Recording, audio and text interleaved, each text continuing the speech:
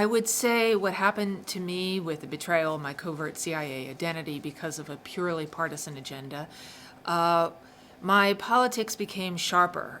When you serve overseas in the capacity that I was, an intelligence officer, or if you're a diplomat or in the military, you do not serve as a Republican or Democrat, you serve your country. And that was my mindset. But when I came back and I was working in CIA headquarters, and this happened in 2003, yes, I would say I paid much closer attention to politics and some of the underlying movements that we're seeing playing out now. And I think whether you were inside the Beltway or with the vast expanse, millions of Americans that live across this great country, there is bewilderment, bafflement, how a small minority of really extremists can take our country down this path to the point of we are on an economic cliff.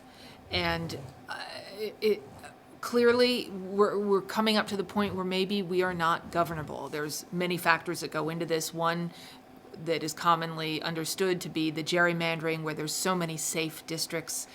That's one. But more and more people are becoming highly polarized. And the rhetoric that is spinning out, particularly on the right, which is very dangerous in many ways, is not conducive to an aura of compromise, or how do you actually govern and pragmatically solve the problems facing this country. We all have particular sources that we like because they echo back our own beliefs and our own value system. So you have to go beyond that. But it is extremely instructive to go online and look at international media, whether it's The Guardian in the United Kingdom, whether it's Turkish newspapers, Israeli newspapers. Almost all of the leading newspapers around the world do have an edition online in English. And it is astounding how the domestic consumption we get here at home and how the rest of the world views us. And that is a very helpful way to begin to understand some of the fault lines and issues that we are facing. One of the issues I'm speaking on tonight will be the dynamic between security and privacy.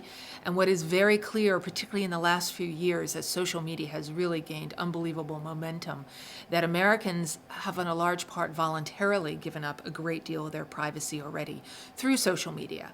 And there's a wonderful upside to it. We get to see family photos, we are in touch with long-lost friends, all of those things that come with social media.